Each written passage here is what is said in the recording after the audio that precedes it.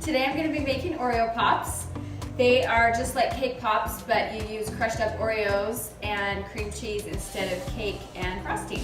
So to start, the best ratio that I have found is 36 Oreo cookies with 5 ounces of cream cheese. So a regular pack of Oreos is 36 cookies, but if you're buying from Costco, just know that you need to count out 36 cookies. What I do first is I'll put my Oreos in a blender and make sure they're regular Oreos. Don't use double stuff, don't use the thin ones, they just won't have the right consistency. So, after I've got my Oreos blended up, I'm going to put them in my mixer. I'm going to do a double batch today, so I'm going to mix one more pack of cookies.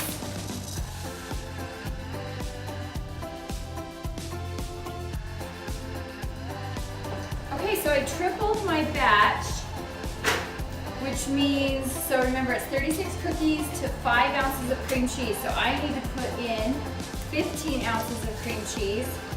Each of these packs are 8. So I'm just going to cut one of the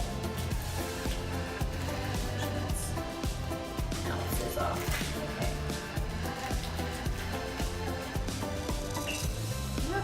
Okay, what you're going to do is you're going to cut, you want this cream cheese pretty soft, and you're going to cut small chunks and put them in while it's mixing, one piece at a time.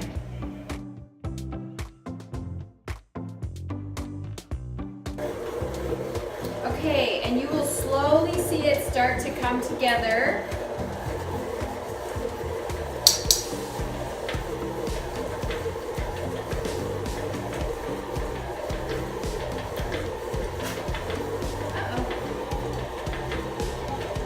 And it'll start to form a dough.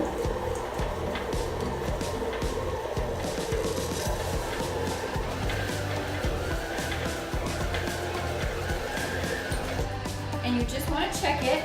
You want to make sure that you can mold it into a ball without it getting all over your fingers.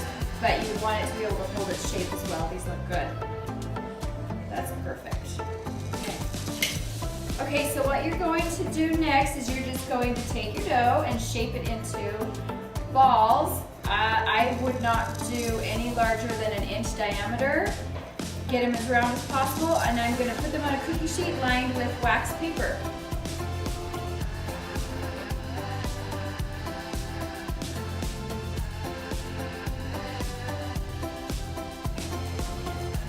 Okay, I'm just finishing these up.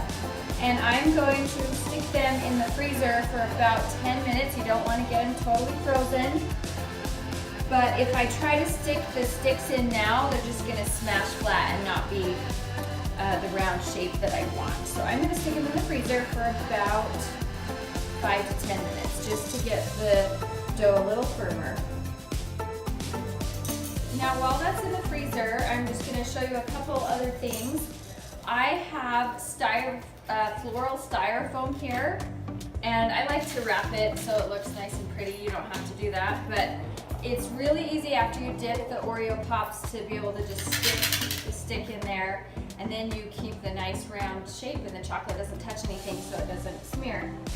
For the next step to prepare, I have just a few chocolate melts in here. You don't need a lot. Just all you're going to do after I get this melted down is you're going to dip just a little bit of the popsicle stick into the chocolate before you stick it into the Oreo ball, and that's going to keep the stick firmly in place. Okay, so these have been in the freezer for about 10 minutes, and I'm going to go ahead and stick my popsicle sticks in. I've got my little bit of melted chocolate here, and all I'm going to do is I'm just going to dip the end in. Just need a tiny little bit, and I usually turn it over because there's going to be a little flat spot right there, and I will stick that in and place it back on the cookie sheet.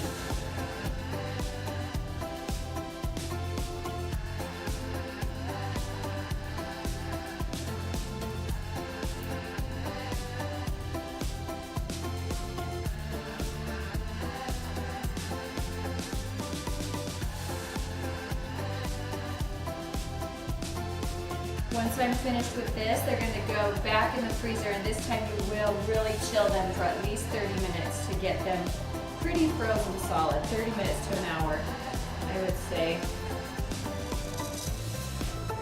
Okay, I've almost got all these sticks in.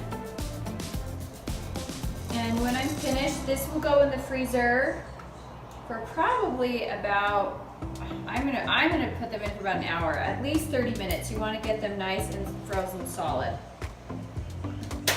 Okay, now while that's finishing up freezing, I'm gonna get my chocolate and my sprinkles prepped.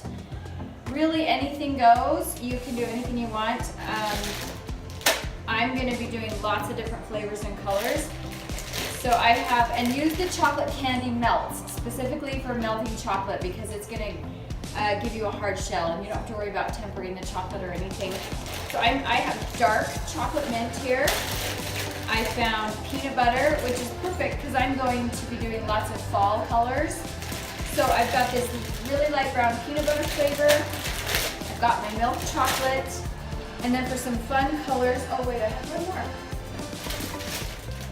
I have another light brown, which is the salted caramel. And then for just some fun fall colors, I'm gonna do orange and yellow, and then I've got my white chocolate.